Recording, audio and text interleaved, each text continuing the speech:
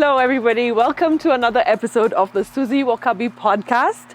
And today I have with me an incredible woman, Carole Kinoti. Where do I start? I'm just going to give one quick definition of her. I think you call yourself a social fashion entrepreneur. Sure. Yeah. Okay, let's leave it at that for now because there is so much to this amazing human. We're just gonna get right into it. Hello, my darling. Hi, sweetie. Thank you so much for being here. Do you love? I'm a Carole Kinoti fanatic. Fanatic. That's the only. Is there another word? I can confirm that. I can eat, live, and breathe her clothing all day, every day. Yeah. What I'm wearing right now is a Big Daddy. Perfect for this weather. Perfect for another weather. Like it's so cozy and so delicious. And as usual, I might just run off with it. A lot of things are missing there. Yeah? Exactly. So this is the animal kingdom. This is the animal kingdom. Animal kingdom. And there's a whole bunch of others to it, right? Sure. I love it. So, does it feel good? It feels amazing. I know. So let us start talking about you so we can get to also talk about these. Sure. Carole, you are one... Gosh, I was going to use the word capsule. I'm okay with that. And we'll talk about the capsule. But you are one... I'm actually, you're a world. Carole Kinoti is a world. There's so much to get out of you. Each conversation we have, I learn from scratch. I know. Something brand new about you. You scare me, you shock me, and I had to have you on this podcast. So let's help them get into my world. My world. Trying to Unpacking the amazing Carole Kinoti. Hello, darling. Let's get into it. Thank you for having me. And tell me where it all began.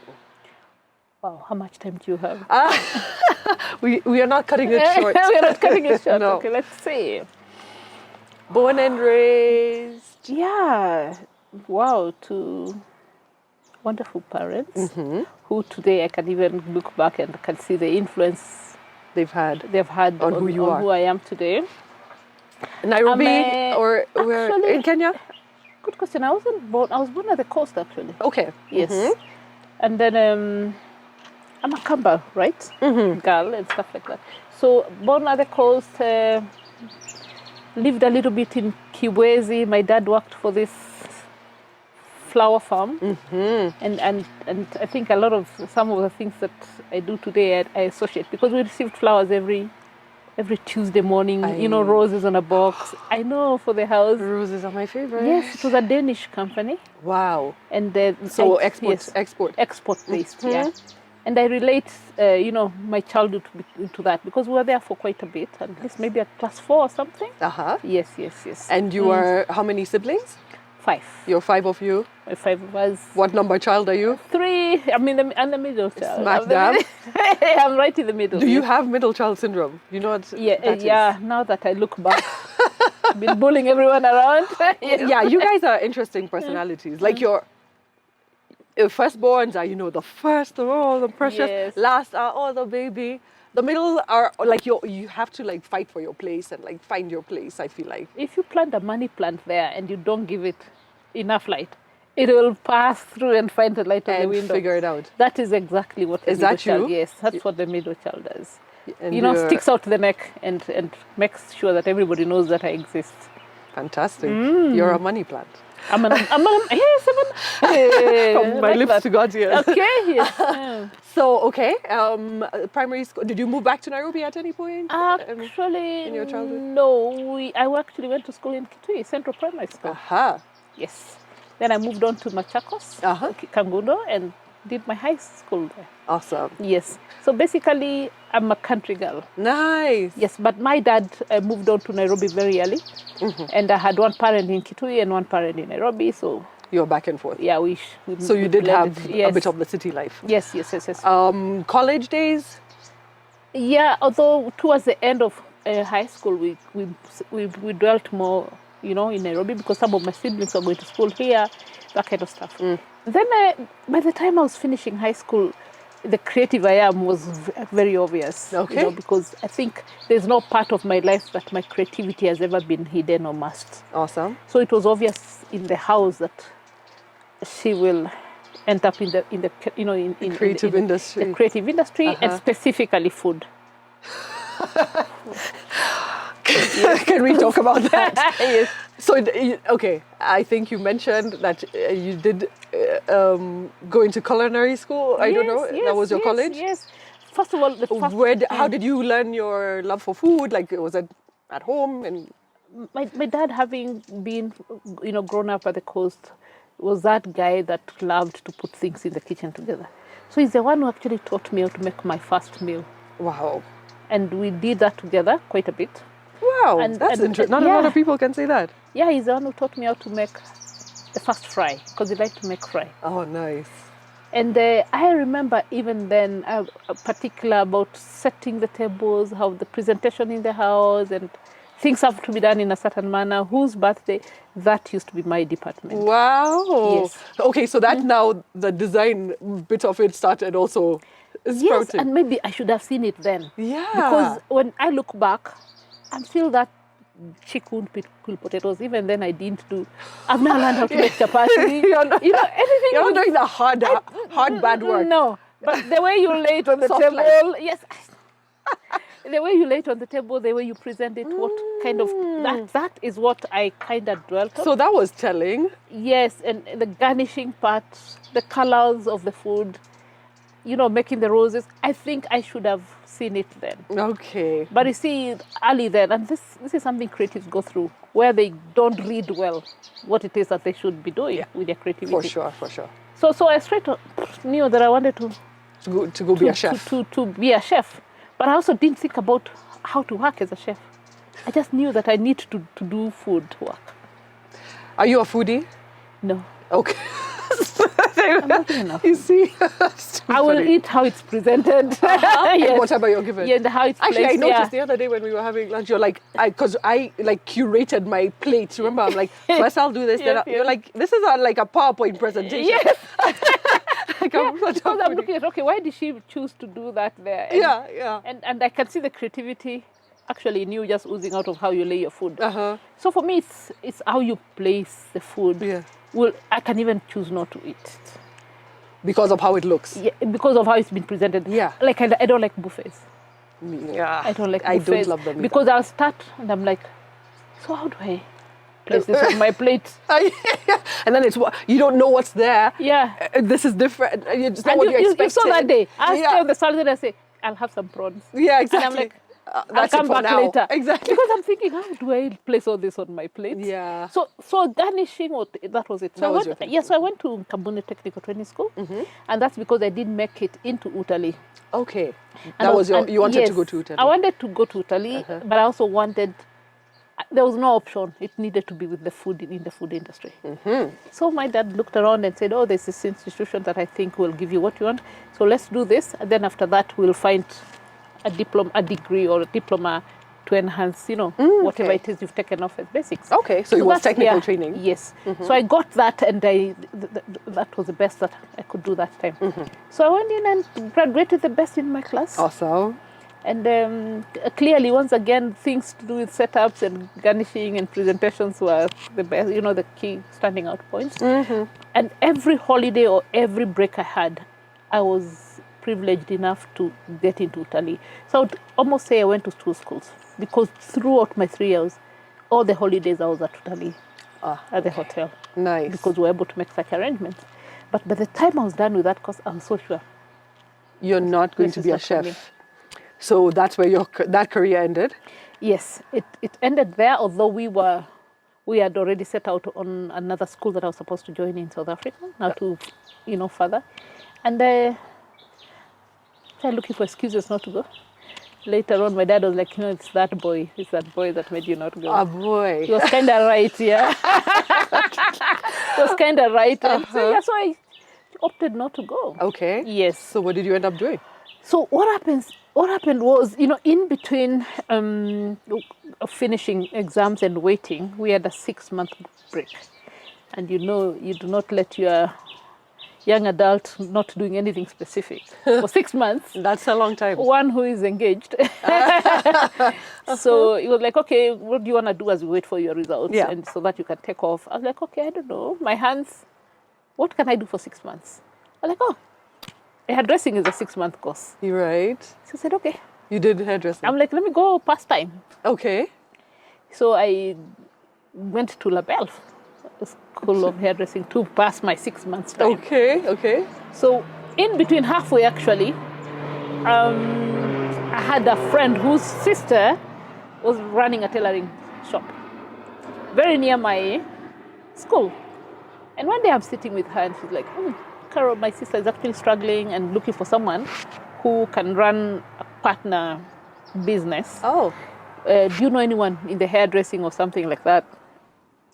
So I went home that day, and my dad used to sit down and he wants to hear. So you walk up and then you did what? Oh. Like me and my sister, you know. And then I met this girl, and then I did this. He loved listening to our stories. Nice. And we'd do that late into the night. Then he said, so why can't you be that person that's running? I'm like, are you serious? I'm in school and I'm going away. He says, Carole, how many months? 3, 4, 6?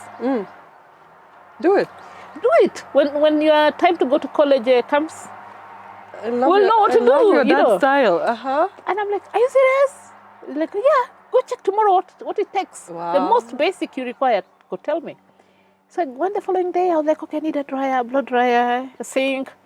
I'm like, oh, I found this. He says, perfect, I'm buying for you. Oh my gosh. One afternoon, I owned a salon. And all my girlfriends, Who says 3 that? hairdos. In an afternoon, I owned a salon. Uh-huh. Yeah, so that we can, okay, how much have we made today? Let's go out. So it was just for fun. And of course, by the end of the month, I can't even pay rent. 5K. It was, you make you spend. And but it was a place for all my girlfriends to come and hang out and have fun. Nice. But it was interesting. So I found myself spending most of my time solving the tailoring stories around me. So this is the beginning. Okay. But the interesting thing is, all along, my mom made sure we went to designers. She put our clothes together. She taught us to wear high heels. But my sister used to design for me and her. Wow. I had and then no you get interest. them. Then you get them tailored. Yes, she had this particular tailor. She dressed us up very well. You know, she made sure. You know, that's the type of clothes like coming from the UK. Yes. And she'd make sure our heels are in place. Wow. She really loved taking us to the next level. You know. So I had like a sense of, good clothing needs to be, a girl needs to dress up, a lady, now I'm turning, So, and people would come and they have issues, and I would troubleshoot for this girl who's not a designer, but she has a tailoring shop. It came easy to you. It came easy without thinking. Yeah. And in fact, a client side going, it's Carole. Uh-huh. Then she goes off and she's like, I need to leave now. I'm getting married. I need to leave, Carole. What are you going to do? I'm like, guess what? I'm actually going to, I'm going to set up mine. Yeah. Because she needed to move with hers. Oh, okay. So you kept the space? Yes, I think I moved actually. Okay. I moved. Set up with a tailoring, with a tailor in place. Of course, by then there's clarity. I'm not going to school. Okay. I've already managed to deal with this. Okay. This issue that let me just stay and not move on with the food career. So I thought that was interesting, and because I have this thing about excellence, I was like, let me go back to school and study this. So what? Where did you go? So of course I got married. Design school? Yes, I got married. Nini, I was, So I went to do fashion at Woodgrove Fashion College when I was actually married, expecting my first child. Wow. And I remember when I was telling my mom, I have to go to school. She said, I need to talk to your husband. You can't even replace a baton. It's like, you're throwing away your body. This chick cannot even replace a baton. No way. I know. So is that true, or she? It's kind of true. Yes. So you're not a seamstress? No. Uh-huh. And this is another part. A designer has to know where their strength is. Right. You must know. Yes. Because everybody has their strength, even in the fashion industry. Absolutely. So you've got to be very clear of exactly. Like, I can't stitch this. Then you come and tell me and do. Suzie, no, I wouldn't do. Yeah. So then I know that's not my space. Yes. So I knew very well that I'm not going I think there it's to- the same Yes. in all industries, definitely in beauty. Like Yes. not everyone is Yes. really good at this thing or that Yes, thing. yes, yeah. You either Yeah. know how to do lines or you don't do lines. Or Exactly. you prefer. So when I was going to college, and this is a beautiful advantage because I had tested and tried the business. So I went to school knowing exactly what I want to get out of Fantastic. here, you know. And I focused quite a bit on what it is that I knew I wanted to add as a value into my business from myself. Perfect. And having gone through hairdressing, food, I could tell the patterns of where my interests are. And that is, you know, Strengths also. Yeah, and my strength, which is to sketch, to design, to visualize, to create the trends. You know, the end product. And you don't need to Yes. sit there with a sewing machine. I don't need. I actually need to go away because I'm not patient. I'll sit there and think, can I see? Oh gosh. Let me see the backside. Yeah. Let me see that two. Yes. Oh, you've only done 2 stitches. Yes. So I have to design And go. So that person, because the ones that sit in the machine need peace and silence. Yes. And you're not going to give them And that. I'm not going to So leave the room. Nice. go and donate things, then come back when the clothes are ready. Yeah. Something like that. Yeah. So yes, so now I knew for sure that this businesses cannot be separated. This is the creative side that I want to explore, and I fully settled into So it. this is Carole Kinoti, the designer. Yes, yes, Okay. yes, born and settled very well. Nice. Because I typically went into the made to measure because that's where we flow in naturally. Mm-hmm. Here in Kenya, where you come in, you have a function, you know, And all your yes, measurements are taken. Yes, And your and basically I'm solving the problems of where the fabric is, who are the tailors, is it made right? So I have a team and I have back end and I have, you know, to be able to meet the client with a specific. Can I add for you one extreme strength of yours that I've experienced through the years? Is that I think you have a superpower in fabric selection. Am I right? Yeah. Because I don't understand, the woman is already beautiful, the fabric is beautiful. So don't overstitch it. But I feel like you're like how you find those I don't know where they exist. Like I don't know other brands that have certain things that you use I know. So and how you source them. So that tells you how I travel. Because I love to see, as long as I know that it's natural, it can breathe, it's fiber, then the rest is just what my eye loves. Yeah. Understand? And Is there theory behind that? Like you knowing breathability or like that's scientific. That is It's- purely it is, scientific. yeah. That is the scientific part of the product because it's all from now production. You understand? So I know that touch and feel is important. You understand? And my design and my eye are connected to touch and feel. And you know, of course, the visual. Yeah. So when I see it and I know that's the one, then I want to touch and feel it. Okay. So I imagine how do I feel when I'm in it? I need to feel comfortable. I need to feel happy. I need to feel well, you know, smooth. So I use my senses to choose. There's nothing worse than an uncomfortable thing on your body. To show on your face. Yeah, exactly. So I have this trick. I don't take 2 minutes or 2 seconds actually on it. If I turn and my eye stops, I live with it. So I don't go back to say, let me think, let me turn it. Let me, you know. Analysis. No, paralysis. No. I walk out with I trust my instinct. So that's how I choose my print and stuff like that. So and rhythms are clear. When you look through, you can see the pattern, you can see me. And then the other one is my personality. I'm structured, yes. But also, because I don't like to overthink the world of fashion, I don't want to imagine that this should go with a red shoe, or can I find the right shade of shoe for it? So I make sure that from the beginning, the fabric is not demanding to be aligned. Therefore, it can be worn with any bead color, it can be worn with any bag. Yep, I feel that. You understand? Yeah. Because I think it's when you overthink it, you miss the point. Absolutely. You lose it at the moment where it's a lot of work. Yeah. And then the more you put into it, the worse it becomes even. So I don't know whether everybody else goes through this, but I have phases within me where if I'm in a reading phase, or I'm in an exploring phase, or I'm in a very quiet place. So the fabric and the print I pick will be related to how I feel at that moment. Yeah. So when I collect fabric, because for me the most precious thing is to collect fabric. When I collect fabrics and put them, it's like this. It's like art. Art. It's like art. Yeah. And I can always tell what mood I was in at that time when I picked this For print. certain collections. Yes. And then now, of course, the challenging part as a creative is, does everyone else? Will everyone else? I know. So Yes. do you ever get stuck with that? Behind the scenes, inside your bed, like, does that run in your mind negatively ever? No, I start now reading and seeing how people respond to it effortlessly. So, and I keep telling you, you're one of the most exciting people for me to dress because I'm always, let me wait and see what Suzie does with this, you know? And I'm like, you know? Okay.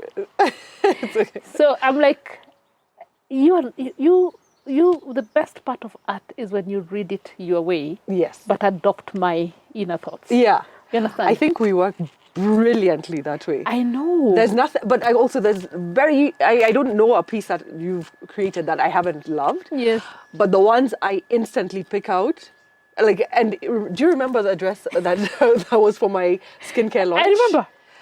The one in the corner, like behind Do you things. remember And my reaction? the girls weren't even showing it to me. I'm like, what is that? What is that? So that's one of the clear cases of guys like, Carole, are you crazy? You know, so and people might not say it directly, Yes. but the way they will ignore that like, product, then you will know they're like, And you're like, and the first thing you told me was like, you get it? yes. I'm like, I love it. Actually, my favorite is when you go to my shop in my absence. Yeah. So same thing happens. Carole needs something to wear, and I'm like, and honestly, So quick rundown of that before we continue. I torture this woman because she's the only one I ever want to dress me, and I always have emergencies. And I'm like, oh my gosh, inside of 17 hours, you are I an need a dress. emergency, You're by like, the way. fine. Like the package is just an emergency. I'm a walking emergency. And I'm like, she's like, okay, how long? Okay, okay, pick it tomorrow. I'm like, okay, at 2. No, at 1. But you know, you're the kind And of I pick it on my way to the place. You're the kind and of it's emergency I perfect. like, because there are many emergencies I'll say no to. Yeah. I'm like, honestly, I don't want to do that. But you see, that's just like I was telling Ashley earlier. I don't think we should there's so many other things in life to dwell on. Yeah. And if you do wear clothes every day, please simplify that part of your life. Because it's a basic necessity. Thank you. So Suzie knows, last minute, I need a dress.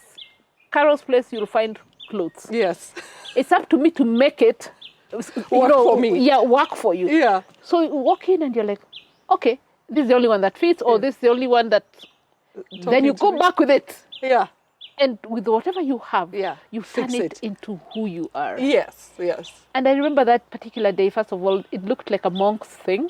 Yeah. You know, one would use the word a sack. It was really like just like. It was just sack. And remember, you've got this boyish thing in you. Yeah. So I definitely have a tomboy thing about me. And so turning it into to elegance. To feminine. It's amazing. I look like a Greek goddess. Like, And you show the image. Yeah. Yes. And then people did